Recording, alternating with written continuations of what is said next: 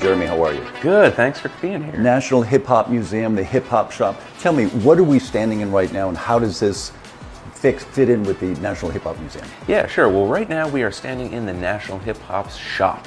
So this is the retail store for the National Hip Hop Museum, and we have the largest selection of hip hop artifacts and merchandise and collectibles for sale anywhere in the world. So you're telling me the collection is huge, and it's got a big price tag. The value is something incredible. Yeah. Well, we distinguish between artifacts and collectibles.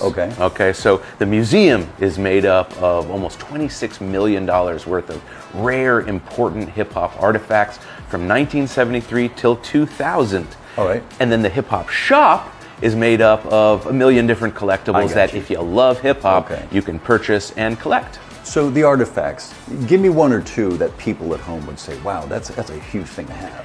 Well, I'm really excited to tell people that for the first time ever, DJ Kool Herc's turntables and sound system that he used to invent hip-hop will be on display publicly in New Jersey August 31st, and that's one of our crowning jewels, because it's so important. But we also have things like Dapper Dan's Rakim Gucci leather jacket. We have a brick from Eminem's childhood home in 8 Mile, and we even have like Biggie Smalls' RIAA Platinum Big Papa plaque, the Fat Boys costumes from all of their performances in Disorderlies, a boxing glove from LL Cool J's Mama Said Knock You Out music video, and all sorts of very rare flyers and posters from the very early days that really aren't around anymore. Hip hop is 51 this year, coming 51, right?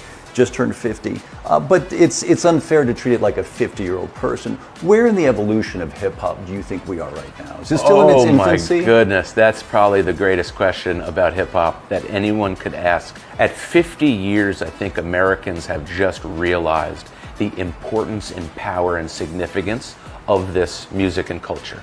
Now I think the next 50 years should be using hip hop as a catalyst, as a tool, as an education device to help move positive policies and human connectedness forward. The edges of what you do and what you're responsible for. It's not just promotion and cultural preservation, but you're also into advocacy. Tell us just a bit about that. Yeah, well, we have a hip hop healthcare fund, and hip hop healthcare doesn't mean that we're trying to be Care First Blue Cross. It means that we're trying to take care of our own community. And if you have sold hip hop records and you've made an impact on America's largest cultural export, we have a responsibility to make sure that you're okay. And if you fall on tough times, medically, financially, or in any way, shape, or form, the museum wants to be there to get your back and to make sure that you have the support and you have important resources to help you get back on your feet.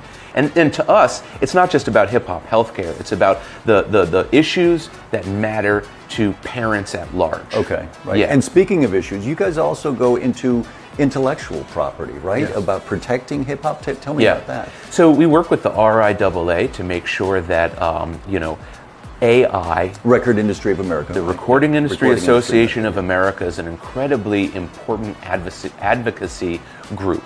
And they're important because if there is no entity that steps up to bat and goes to bat for these hip-hop legends, their property, their trademarks, their licenses, their masters are in jeopardy. And so I think we have a right.